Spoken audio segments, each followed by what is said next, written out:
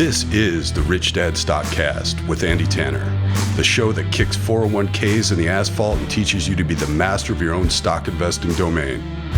And here's your host, Greg Arthur.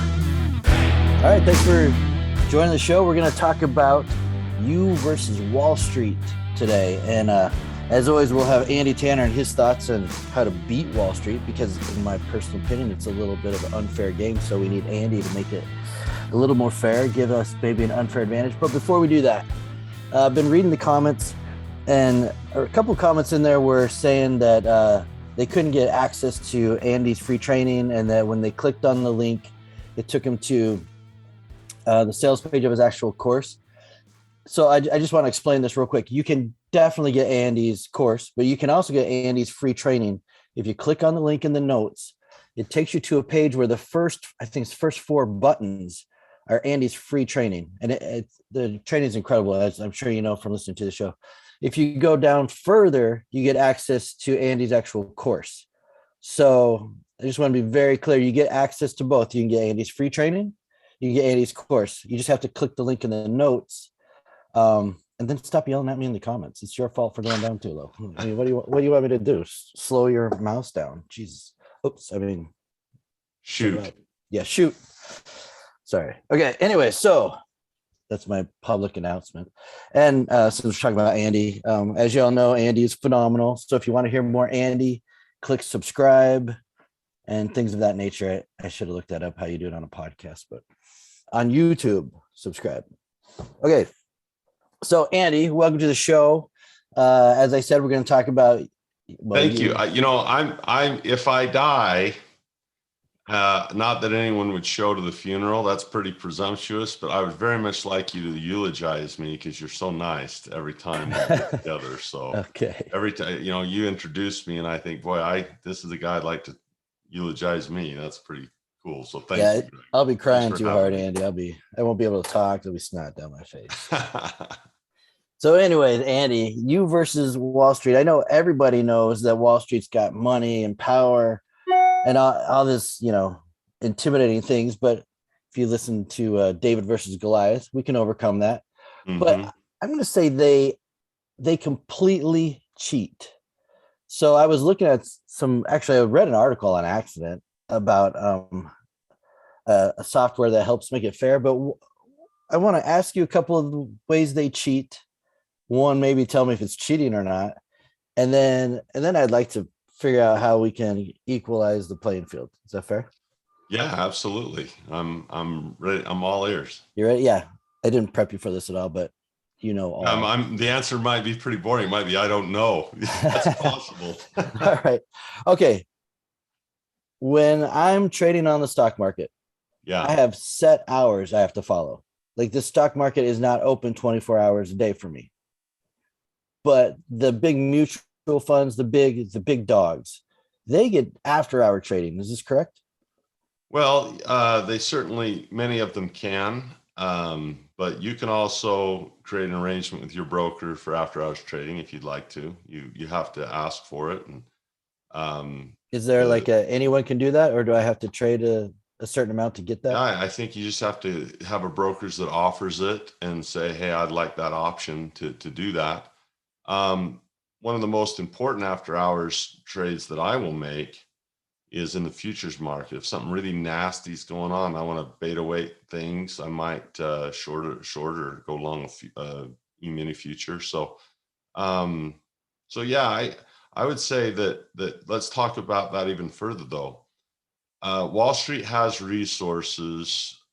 Let's just talk about technology in general. Yeah. The big Wall Street firms have an advantage. I wouldn't call it cheating, but if you read the book Flash Boys, it starts by talking about a fiber optic cable. Oh, I was going to bring that up to you. Yes. Yeah.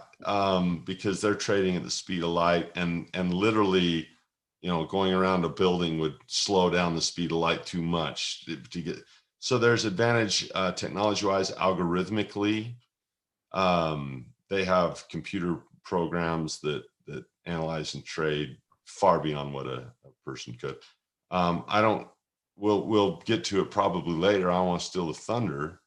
That's not cheating. Robert has a book that he loves called Unfair Advantage. Right. And I have a little book I'm writing for my sons, just for them. So when I'm gone, I said, here's what I think I know. I'm probably wrong. Chapter 1 is Dad probably wrong. Chapter 2 is life's not fair. So get used to it. Look, if I get in a basketball game and I look across and LeBron James is there, it's not cheating. It's just not freaking fair. It's not fair that he was born, with my height, but with muscles and jumping and quicker. And he's genetically, he's got a genetic advantage. Is that fair? Well, no, but that's okay. I'm still going to play. Okay. So then if we're talking about how to beat the Giants, the Goliath, what's the strategy? Because, well, my understanding is the fiber optics and all that really matters in day trading. Not so much. It doesn't even, fiber optics wouldn't even matter in day trading. It would matter in what we call high frequency trading, which is nanoseconds. Like literally in the conversation we had, there could have been a multitude of trades faster than a finger could ever click a mouse. Well, I would like to reframe it. It's not, does Warren Buffett compete with Wall Street? Yes. I don't think so, because he doesn't play with them. And neither do I. I don't play with Wall Street. Does wait. What does that mean? You play on the same field? I own companies. So there you go. Let me put it to you this way. I look at a stock chart, for example. Let's say I'm a trader more so than an investor, because we teach both. Right. And it's important to know both, because options, you can't invest in an option long-term. They have an expiration date. So by definition, if you're buying or selling options, you're trading them for cash. Okay. Buffett has sold options. So Buffett, the long-time investor, he trades options because they're going to expire. He invests in stocks because they can last, however long they can last until they go bankrupt. And so as a trader, I don't think about a win-lose with Wall Street. I don't care what money they make. If they win, I don't lose. Does that make sense? Yeah. If Goldman Sachs goes out and makes $1 billion this week, how does that affect, did they take that money from me? Only if I have a 401k. I would say that the way people want to beat Wall Street is how much of your money do you give to those firms to manage your money? I will say this: when I'm trading I'm looking at a very basic trade that I have right now on a very boring stock. It's $16 a share. It's very boring. It's called Haynes underwear. Warren Buffett owns Fruit of the Loom. He won't sell it to me. I like underwear. I'm going to go with Haynes. And so I look at this chart and I say, okay, there's 3 elements to the option. There's the stock price movement, there's the time decay, and the volatility swings of implied volatility. And those are, delta, theta, vega. They're the 3 things that affect that option price. So it doesn't matter what Wall Street does. I have to trade my chart. Maybe their algorithm makes it go down or something, or a bunch of them pile on. Well, that can happen anyway before we had computers. That stock could go up and down because of global warming. It could go up and down because of a political upheaval in, the Bahamas, where one of their distribution plants is, or whatever, or distribution centers is, whatever. And so I will say this: if you think you're competing against Wall Street because they can click the button faster than you, that is incorrect, because if they win, you don't lose. And if you win, they don't lose. I don't see Wall Street ever taking a penny out of my pocket. Now, they might play a different game and they might have an unfair advantage. And there are times where they do cheat. Enron is an example of a Wall Street player that cheats. Goldman Sachs, when you have all these Lehman Brothers and Bear Stearns, they might have cheated a little bit and got away with it. A lot of people mad no one went to jail when they packaged up all those collateralized debt obligations. Cheating happens if they break the law, and there's no question if you talk to the SEC, they fine people all the time for breaking the law and all the time. So yeah, they cheat, but that doesn't take, like if I had money at Goldman and they cheated, my account balance stays the same and is still insured the same. I will say this, Wall Street, listen, does this sound right? I'm my own worst enemy. Absolutely. Okay, so I always tell people that your challenge is not your boss. Your challenge is not your government. Your challenge is not a political party. Your challenge is not Wall Street. You know, people disagree with me, and I respect their free speech. I'm not going to censor them to say what they want to say. I think the biggest enemy you face in your whole life is yourself. And, you know, I don't fight a lot of battles beyond that because I haven't got my victory over self yet. Now, once someone gets over the victory over self and they've got that down, you know, go fight a cause. But for me, you know, I can't, I haven't even got the victory over myself down yet. Right. Robert has a poster. And that's the one I'm competing against. When I make a mistake and I lose money in the markets, I'd say a vast majority of the time, it could have been ego, arrogance. It could have been anger. It could have been fear. It could have been greed. It could have been with some emotion, some lack of experience, ignorance, a lack of education. In hindsight, you can almost find with every trade you lose money in that's significant, that really hurt. It wasn't Wall Street that did it. It was ignorance is your enemy, not Wall Street. So yeah. I think it's an interesting question because that's a common perception. You know, people say, well, they have all these computers and high frequency trading. And I say, okay, so how does that affect the dividend that I get from Coca-Cola? I'm a business owner. You know? Okay, but let's talk about that. So is part of the reason it doesn't affect you because your strategies are different? Do these big firms, do they, look, man, I have a bunch of questions. Do the big firms trade in options like you? Do they beat you to the best options out there? And so you're taking second best? I don't think so. I mean, the options are liquid. They've always been, you know, there's this thing called the whisper, or when things are priced in. And generally they believe the market, you know, I believe it gets detached from fundamentals at times, but no, I don't feel they get a better fill as I see, you know, price going on. I'm not trying to get I'm not trying to get pips here on, you know, thousandths of pennies. If something changes by a penny, it would be, you know, that's not how that works in my opinion. Now, could they, to say they don't affect me at all, zero, would be probably ignorant on my part. There's probably a lot of people watching that. I mean, people love to blame someone other than themselves. So they say, well, Andy, here's a laundry list of where you're wrong and blah, blah, blah, blah, blah. And, you know, this is why I'm a victim of Wall Street and a victim of my parents and a victim of my job. And, you know, I'm a little guy, so therefore I can't win.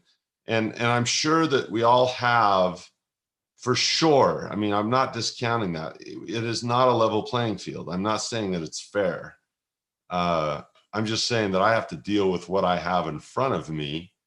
And so, yeah, I'm not a Wall Street firm. I don't have fiber optic and you know, a direct line to a trading floor. I don't have algorithms that I use for, you know, massive quant trading. I don't have those tools.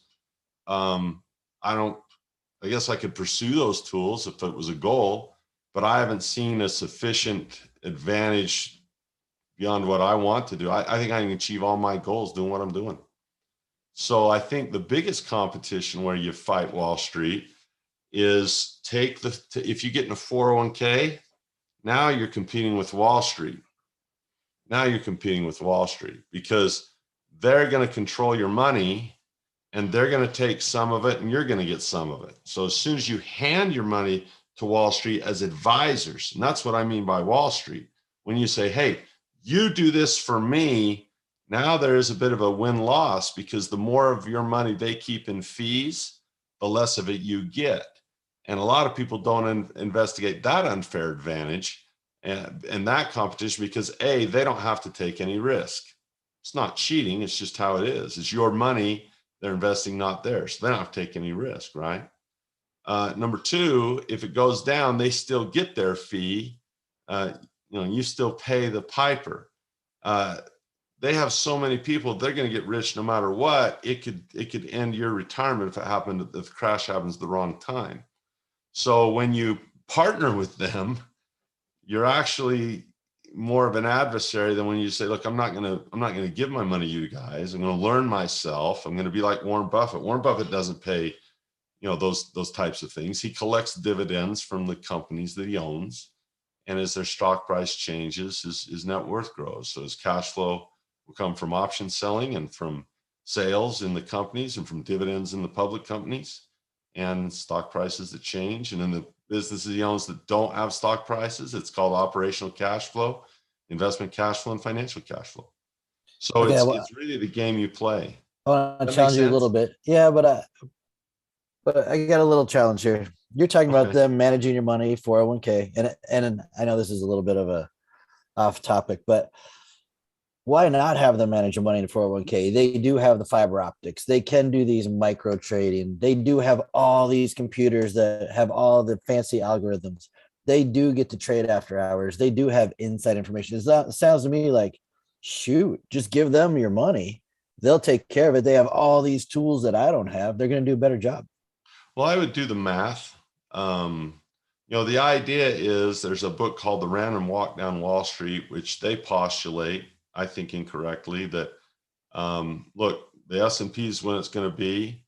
And here's what I'd say. Okay, so Greg, you're going to give your money to who to do all this stuff? Vanguard. Okay, well, Goldman has the same stuff. Merrill Lynch has the same stuff. How's Goldman going to beat Merrill Lynch for you? Because Merrill Lynch has the same stuff. In other words, all those guys have the same fiber optics, same algorithm, same stuff, right? They all have it. So which one are you going to choose to get the leg up? Which one's the best? I mean, it's like trying to figure out what cell phone's better. As soon as Apple gets beat by Galaxy, longer battery life, Apple's going to innovate. So it's a constant innovation. And I think the best way to answer that question is look at how much you're giving them at the end of the day. I mean, just do the numbers. If they're taking even 1%, compound that over 60 years from 20 to 80 and do what John Bogle did, and you'll be astounded at the amount of your wealth they will take. And what's strange is, I know people wouldn't believe me, but it's called the law of compounding costs, that in many scenarios, people are astounded. I have spreadsheets that I can show this on, is that even with every half point increase of fee that they take, it'll blow you away. They can take a majority actually of the money. So I think you're competing against their structure of fees much more than you're competing against. I think I would advise people to step away from the idea that if they're trading really fast, just go look at my chart. It could be anything that makes it go up and down. I'm looking at this, we're using Haynes for an example today, and it's, sitting at $16.35 and it hasn't gone anywhere in the whole time we've even talked here today. It's not like it's this incredibly dynamic, idea for me to sit there and say, look, I want to own an underwear company. I'm not going to have Wall Street manage them. Oh, it's now at 1634. We have a penny movement. We have a 1 penny movement here. I don't want to sit and mess with that and try to make money off a 1 penny movement. The high frequency traders want to. I don't. I just want their dividend and I want my option premium, and I'm gonna do it. So I guess the thing that I would try to dispel is that I think an idea that you're competing against Wall Street is also an idea that that my boss determines my fate. My boss is unfair. My boss will quit. We'll play a different game. You're only losing with how do you beat your boss? When you quit your job and you go be an entrepreneur, you go be an investor, you go find a different job, right?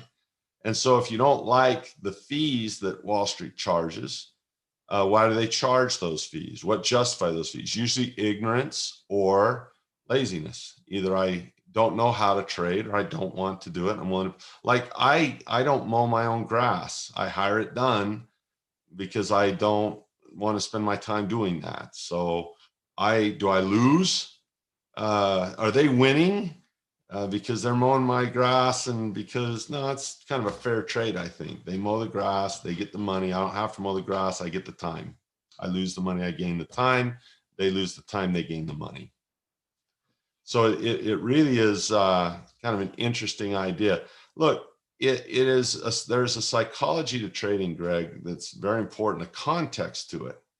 And Robert Kiyosaki often talks about context. How do you think about things? And so my context is I'm my own worst enemy. And that may be untrue. I could be dead wrong. There might be people who say, oh, here's all the reasons that you can't be successful, Andy, because Wall Street is, going to beat you, or, I disagree with them. I think I can be successful. I think I can continue to acquire assets as I've done in the past. I think I can continue to. I know the dividend is coming in. I know that when I've looked at my statement, the option premium has come and showed up.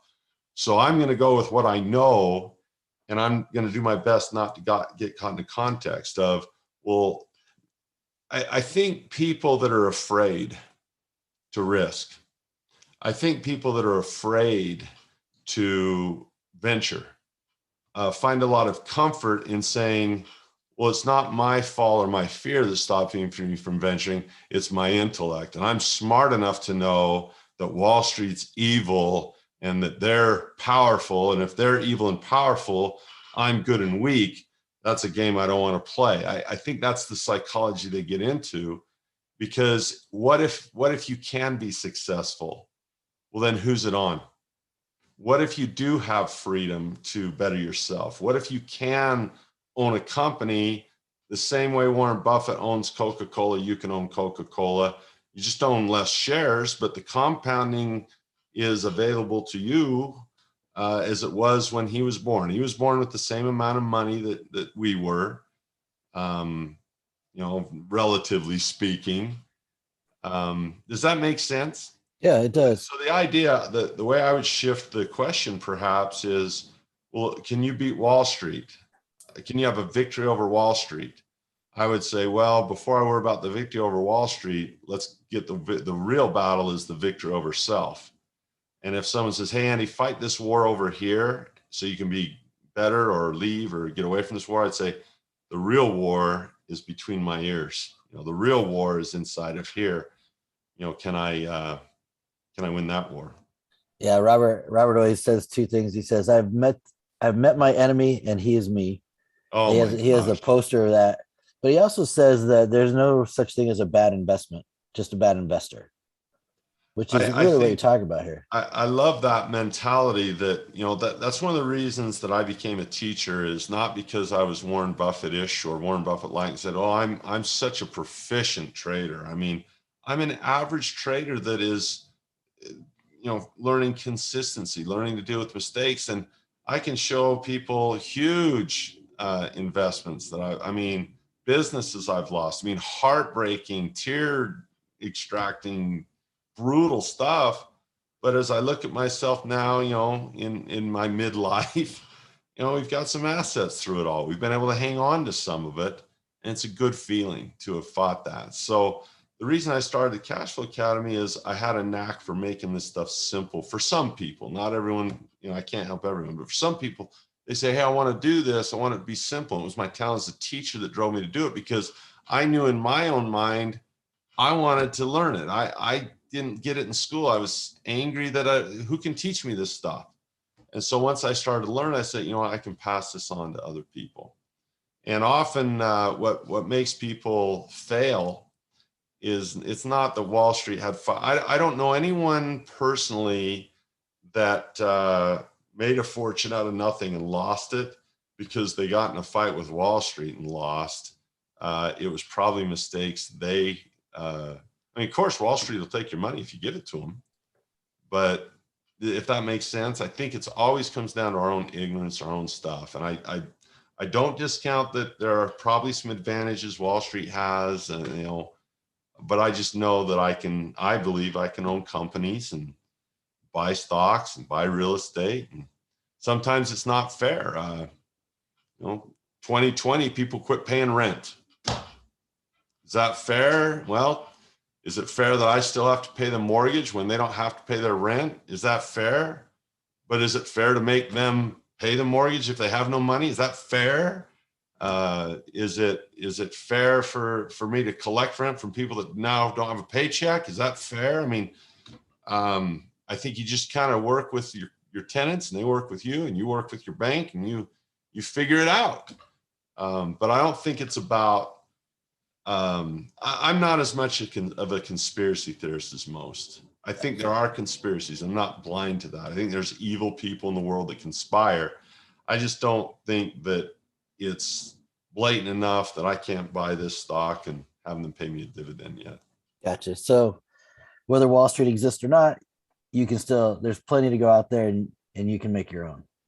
Yeah. I mean, I hope I never lose my freedom to buy things and own things. Taxation is unfair. There's your enemy. If you want to find a real enemy to wealth, taxes will destroy you way before Wall Street could.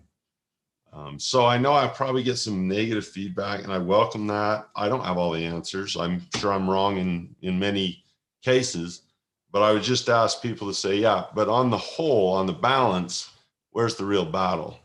Right. It's probably between our own ears, and probably all of us could probably go and in 10 minutes write down 10 different habits, 10 different learnings, 10 different education things that if I did X, if I did these 10 things, I'd probably be much more successful. And as long as that list exists, that's within my control. I'm going to keep making those lists and work at it. That's fair. As far as controlling it, and then we do need to wrap this up.